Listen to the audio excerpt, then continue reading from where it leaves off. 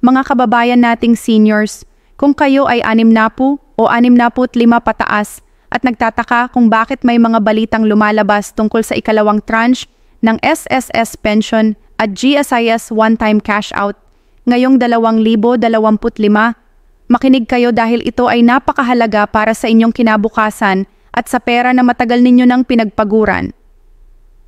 Marami sa inyo ang naguguluhan dahil dati nating narinig ang tungkol sa second tranche ng pension increase na hindi na ituloy noong 2017 at ngayon ay may bagong pension reform program na nagsisimula this September 2025. Kaya naman kailangan nating linawin ang lahat dahil baka mayroon kayong pera na hindi ninyo alam na dapat ninyong tanggapin na. Hindi ito simpleng dagdag lang sa pensyon, kundi ito ay isang malaking pagbabago sa sistema na magbibigay sa inyo ng mas mataas na kita tuwing buwan. At para sa mga GSIS retirees, may mga special provisions pa na maaaring magbigay sa inyo ng lump sum na pera na umabot pa sa libu-libong piso. Pero kailangan nating bantayan dahil may mga kondisyon, may mga patakaran sa pag-claim at mayroon ding mga pagkakataon na baka mabawasan ang inyong pensyon kung hindi kayo mag-ingat o kung may mga utang kayo sa SSS o GSIS na hindi pa nabayaran. Kaya sa video na ito, tutulungan ko kayong maintindihan kung paano ba talaga gumagana ang bagong sistema, magkano ba ang totoong idadagdag sa inyong monthly pension, kailan kayo makakakuha, at paano ninyo maipoproteha ang inyong pera mula sa mga abala at kaltas na hindi ninyo inaasahan. Una sa lahat, pag-usapan natin ang SSS Pension Reform Program na nagsimula na ngayong Setyembre 2025. Ito ay hindi ang dating second tranche na narinig natin noon pa na hindi na ituloy, kundi ito ay isang bagong 3 taong pension increase program na direktang iniutos ni Presidente Ferdinand Marcos Jr. at pinag-usapan ni Finance Secretary Ralph Recto. Ang programa na ito ay tumatagal ng 3 taon mula Setyembre 2025 hanggang 2027 at ang bawat taon ay may dagdag na pensyon na ibibigay sa lahat ng SSS pensioners. Ngayon, ang tanong ng marami, magkano ba talaga ang idadagdag?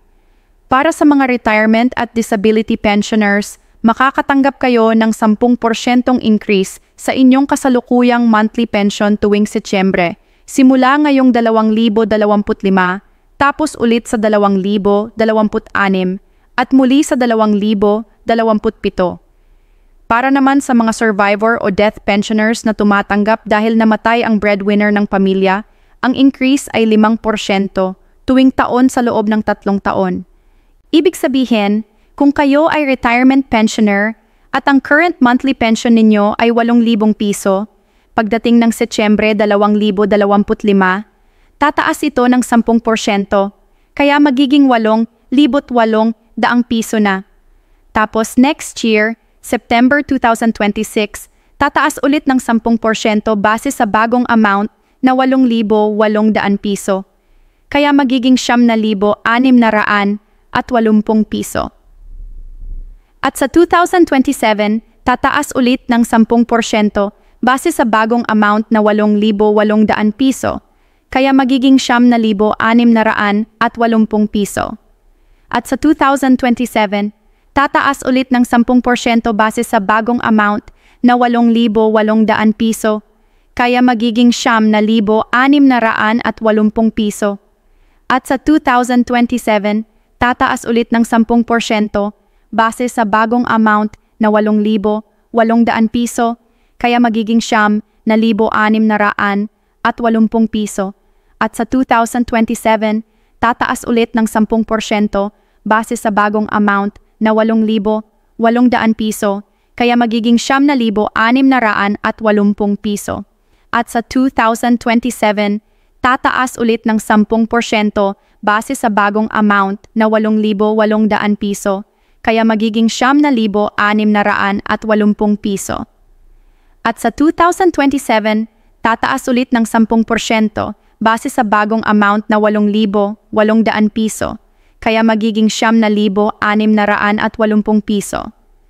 At sa 2027, tataas ulit ng 10% base sa bagong amount na 8,800 piso, kaya magiging 9,680 piso.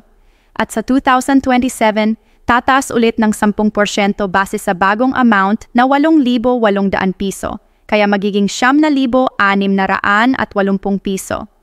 At sa 2027, tataas ulit ng 10% base sa bagong amount na 8,800 piso, kaya magiging 9,680 piso. At sa 2027, tataas ulit ng 10% base sa bagong amount na 8,800 piso, kaya magiging 9,680 piso. At sa 2027, tataas ulit ng 10% base sa bagong amount na 8,800 piso, kaya magiging 9,680 piso. At sa 2027, tataas ulit ng 10% base sa bagong amount na 8,800 piso, kaya magiging 9,680 piso. At sa 2027, tataas ulit ng 10% base sa bagong amount na 8,800 piso, kaya magiging 9,680 piso. At sa 2027, tataas ulit ng 10% base sa bagong amount na 8,800 piso, kaya magiging 9,680 piso. At sa 2027, tataas ulit ng 10% base sa bagong amount na 8,800 piso, kaya magiging 9,680 piso. At sa 2027, tataas ulit ng 10% base sa bagong amount na 8,800 piso, kaya magiging 9,680 piso. At sa 2027, tataas ulit ng 10% base sa bagong amount na 8,800 piso, kaya magiging 9,680 piso. At sa 2027, tataas ulit ng 10% base sa bagong amount na 8,800 piso, kaya magiging 9,680 piso. At sa 2027, tataas ulit ng 10% base sa bagong amount na 8,800 piso, kaya magiging 9,680 piso. At sa 2027, tataas ulit ng 10% base sa bagong amount na 8,800 piso, kaya magiging 9,680 piso. At sa 10%, kaya magiging 10,648 piso na ang inyong monthly pension. Sa loob ng 3 taon, ang 8,000 piso ninyo ay naging 10,648 piso. Isang dagdag na 2,648 piso bawat buwan o halos 33% pagtaas sa kabuuan. Pero mahalaga na maintindihan natin na ang increase na ito ay para lamang sa mga pensioners na registered na sa SSS as of August 31st, 2025. Kung kayo ay nag-retire o nag-claim ng pension pagkatapos ng August 31st, 2025, ang inyong starting pension ay base na sa bagong computation pero hindi kayo kasama sa automatic 10% o 5% yearly increase program na ito. Kaya, kung kayo ay malapit ng mag-60 taong gulang o plano ninyong mag-file ng retirement claim, mas mabuti na gawin ninyo ito bago Agosto 31, 2025 para makasali kayo sa pension reform program.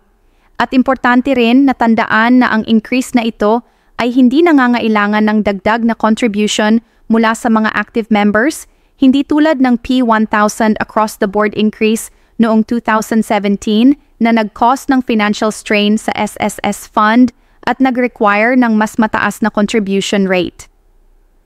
Ngayong reform program, ang pera ay gagaling sa improved investment returns ng SSS at mas efficient na fund management, kaya secure at sustainable ito para sa mahabang panahon. Sa katunayan, ang SSS ay nag-implement na ng 1% contribution rate increase noong Enero 2025 mula 14% to 15%, pero ito ay bahagi ng regular schedule na nakalagay na sa Social Security Act of 2018, hindi dahil sa pension increase program. Ngayon, pag-usapan naman natin ang payout schedule para alam ninyo kung kailan darating ang pera ninyo. Karaniwan, ang SSS pension ay binabayaran based sa last 2 digits ng SSS number ninyo. Kung ang last 2 digits ng SSS number ninyo ay 01 to 10, karaniwang makukuha ninyo ang pensyon sa first week ng buwan. Kung ika-11 hanggang ika-20, ikalawang linggo. Kung 21 to 30, third week. At kung 31 hanggang 40 o 41 hanggang 50, ika-4 na linggo. Pero para sa September 2025 pensyon na may kasamang increase na, ang SSS ay nag-announce na ang payout ay magsisimula ng September 5, 2025 onwards, depende sa inyong payment mode at bank. Kung kayo ay direct deposit sa bangko tulad ng Union Bank, BDO o Land Bank, mas mabilis kayong makakakuha kumpara sa mga nasa postal money order o sa mga walk-in sa payment centers. Ang aking advice sa inyo, i-activate ninyo ang SMS alert ng SSS o mag-login kayo sa My SSS account ninyo online para ma-check ninyo ang exact date ng payout ninyo. Dahil ang problema kasi, maraming seniors ang hindi updated ang contact details sa SSS, kaya hindi nila nalalaman kung kailan dumating ang pera or kung may problema sa kanilang account. Kaya mag-effort tayo na pumunta sa nearest SSS branch o mag-update online para sigurado tayong hindi mawawala ang mga text alerts at notifications. Pag-usapan din natin ang GSIS one-time cash out na maraming retirees ang nagtatanong. Ang GSIS ay nag-offer ng retirement lump sum option para sa mga government employees na nag-retire.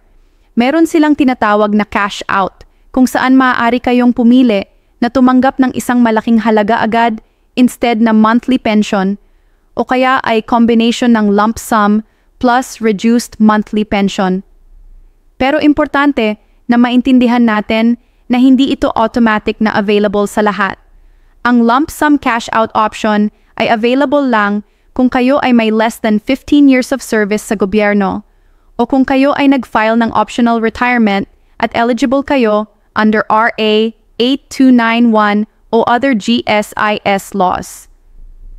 Kung kayo ay may 15 taon ng serbisyo o higit pa, karaniwan ang option ninyo ay buwanang pensyon o kaya ay pwede kayong kumuha ng partial lump sum equivalent to 5 years worth of pension, tapos ang remaining ay monthly pension na. Ang halaga ng one-time cash out ay depende sa inyong total years of service at average monthly salary sa last 3 years bago kayo nag-retire. Halimbawa, kung ang average monthly salary ninyo ay 30,000 piso at mayroon kayong 20 taon ng serbisyo, ang computation ay magiging 30,000 piso multiplied by 20 years divided by 2 na katumbas ng PHP 300,000 lump sum. Pero dahil mataas na ang years of service ninyo, hindi kayo pwedeng kumuha ng full lump sum, kundi partial lump sum lang plus monthly pension. Ang mahalagang tanong na laging naguguluhan ng mga seniors, kailan ba talaga lalabas ang one-time cash out ng GSIS ngayong 2025? Based sa GSIS processing timeline, kapag nag-file kayo ng retirement claim at kumpleto ang documents ninyo, ang standard processing time ay 30 hanggang 60 araw. Pero dahil sa backlog at dami ng applications, lalo na ngayong 2025, umabot na ng 70 araw o halos 3 buwan bago makuha ang lump sum. Ang aking advice, mag-file kayo ng claim at least 4 hanggang 5 buwan bago ninyo kailangan ng pera para sigurado. At mag-follow up kayo regularly dahil ang problema sa GSIS, minsan may kulang na documents na hindi nila sinasabi agad, tapos delayed na ang proseso. Kaya mas mabuti na magtanong kayo every 2 weeks, either sa GSIS office mismo o sa hotline, para alam ninyo ang status ng application ninyo. At isa pang mahalagang tip, siguraduhin walang outstanding loans ang GSIS account ninyo dahil ang lump sum na ibibigay sa inyo ay automatic nakakaltas ang lahat ng utang ninyo sa kanila tulad ng salary loan, policy loan o emergency loan. Kaya kung may utang kayo ng 100,000 piso at ang lump sum ninyo ay 300,000 piso, ang tatanggapin ninyo ay 200,000 piso lang. Hindi ito unfair practice. Ito ay standard procedure ng GSIS para sigurado na bayad lahat ng utang bago kayo tumanggap ng retirement benefits. Ngayon, pag-usapan natin ang mga possible clawbacks o pagbabawas sa inyong pensyon na kailangan ninyong bantayan. Una, kung kayo ay may outstanding loan sa SSS o GSIS, ang monthly pension ninyo ay maaaring bawasin para bayaran ang monthly amortization ninyo. Halimbawa, kung ang monthly pension ninyo ay 10,000 piso at may salary loan kayo na 2,000 piso per month ang deduction, ang tatanggapin ninyo ay 8,000 piso lang. Kaya bago kayo mag-retire, try ninyo munang tapusin o bayaran ang lahat ng loans para ang pension ninyo ay buo at walang kaltas. Pangalawa, kung kayo ay nag-work ulit after retirement at nag-contribute ulit sa SSS o GSIS, ang pension ninyo ay maaaring masuspend temporarily hanggang kayo ay permanently nang tumigil sa trabaho. Ito ay para maprotektahan ang fund at hindi ma-abuse ng mga pensioners na gumagana pa at kumikita pa ng malaki. Pangatlo, kung kayo ay nag-migrate sa ibang bansa at hindi na resident ng Pilipinas, ang SSS ay maaaring mag-require ng annual certification of life proof na kayo ay buhay pa at entitled pa sa pension. Kung hindi kayo mag-submit ng proof, ang pension ninyo ay maaaring ma-hold or masuspend. Kaya importante na lagi kayong nag-update sa SSS or GSIS kung nasaan kayo at kung paano kayo maabot. Tungkol naman sa tax implications, maraming seniors ang nagtataka kung ang pension nila ay taxable ba. Ang magandang balita, based sa Philippine tax laws, ang SSS pension at GSIS pension ay tax-exempt. Ibig sabihin, ang buong halaga ng monthly pension ninyo ay hindi nabubuwisan pa at walang babayaran kayong income tax dito. Pero importante na maintindihan na kung kayo ay may ibang income sources tulad ng rental income, business income o part-time work, ang mga iyon ay taxable pa rin at kailangan ninyong mag-file ng income tax return kung umaabot sa threshold. Pero ang pension mismo, tax-free na iyon. Kaya ang 10,000 piso pension ninyo ay buong 10,000 piso ang inyong makukuha, walang kaltas na withholding tax. Isa rin itong malaking tulong lalo na sa mga seniors na nakadepende sa pension bilang primary source of income. Pag-usapan din natin ang mga tips kung paano ninyo maipoproteha at maipaplano ang inyong retirement income para maximum ang benefits ninyo. Una, mag-consolidate kayo ng lahat ng retirement accounts ninyo. Kung kayo ay may SSS at GSIS account dahil nag-work kayo sa private sector at sa government, siguraduhing alam ninyo kung magkano ang matatanggap ninyo sa bawat isa at kung paano ninyong makukuha. Minsan kasi, hindi alam ng mga seniors na may dalawa silang pension sources kaya hindi nila nakuklaim ang isa.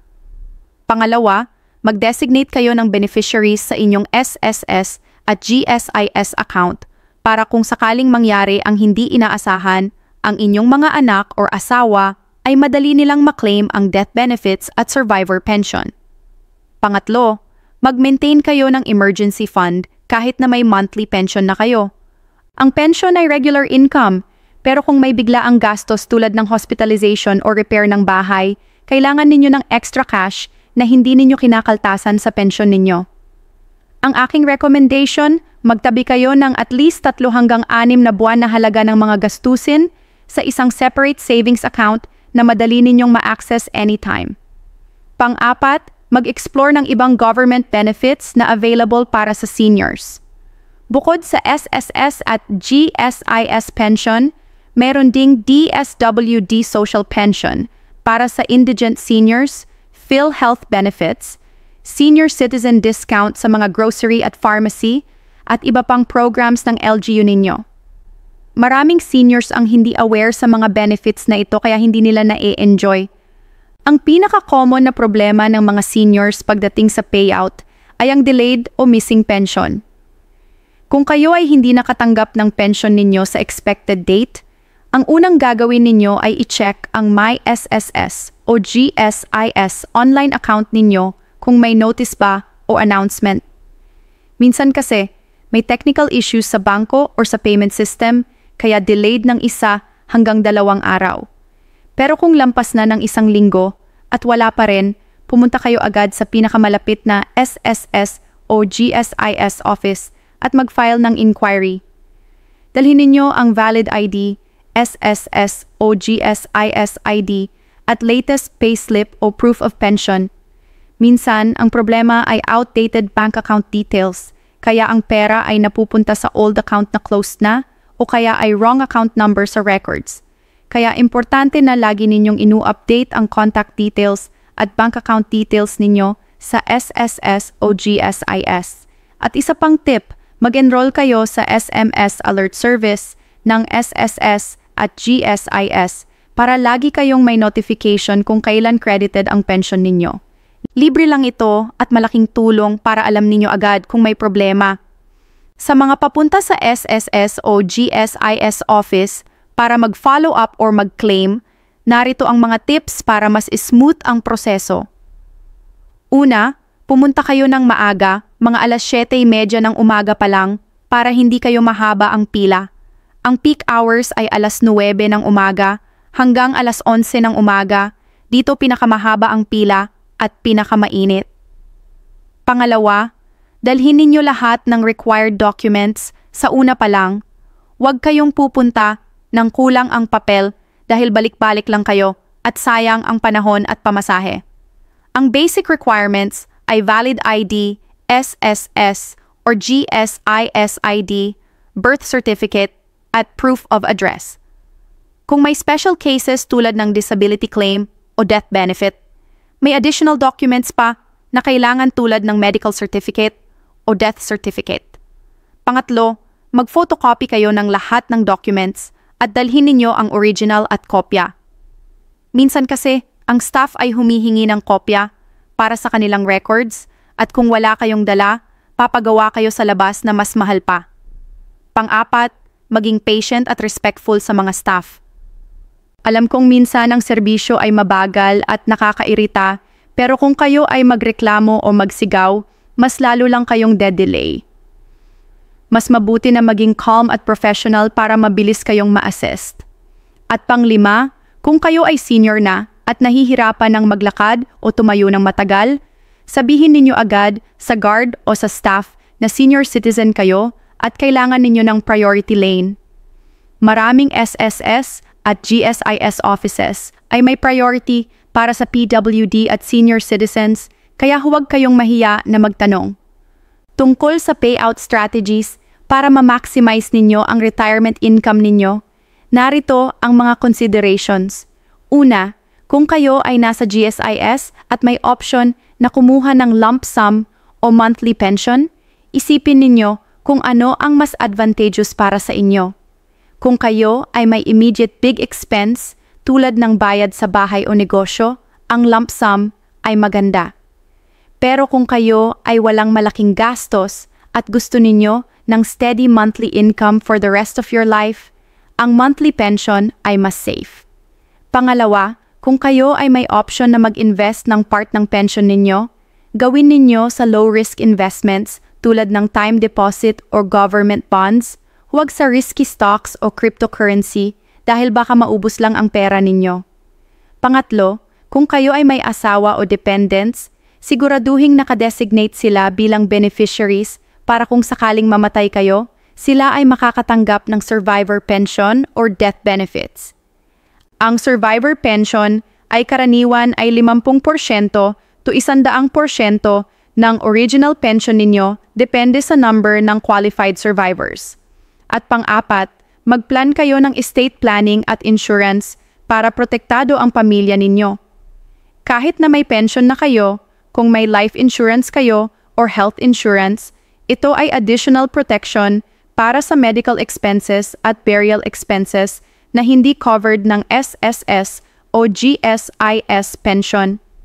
Sa huli, Ang pinakaimportante ay maging informed at proactive kayo sa inyong retirement benefits. Huwag kayong aasa lang sa sabi-sabi o sa fake news na kumakalat sa Facebook o sa text messages. Lagi ninyong i-verify ang information sa official website ng SSS o GSIS o kaya ay direkta kayong magtanong sa kanilang hotline. Ang SSS hotline ay 1455 at ang GSIS hotline ay 8847-4747. Libre lang ang tawag at mas mabuti na magtanong kayo ng direkta para sigurado kayo sa tamang information. At huwag din kayong magpapautang ng SSS or GSIS ID ninyo sa ibang tao, kahit kamag-anak pa ninyo, dahil maaari itong gamitin sa mga fraudulent transactions at kayo pa ang madadamay. Protektahan ninyo ang inyong personal information at ang inyong pension account para walang makamanipula o makakuha ng pera ninyo without your knowledge. Ang bawat piso ng pensyon ninyo ay pinaghirapan ninyo yan sa loob ng maraming taon ng trabaho, kaya karapat-dapat na protektahan ninyo ito at gamitin ninyo ng wasto para sa inyong kinabukasan at sa kinabukasan ng inyong pamilya. Kaya sa lahat ng seniors na nanonood ngayong video na ito, mag-ingat kayo, maging aware kayo sa inyong mga rights at benefits, at laging mag-follow up sa SSS at GSIS para sigurado na natatanggap ninyo lahat ng benepisyo na dapat ninyo. Maraming salamat sa pakikinig at sana ay nakatulong ang video na ito sa inyo. Mag-ingat po tayong lahat at mabuhay ang ating mga seniors.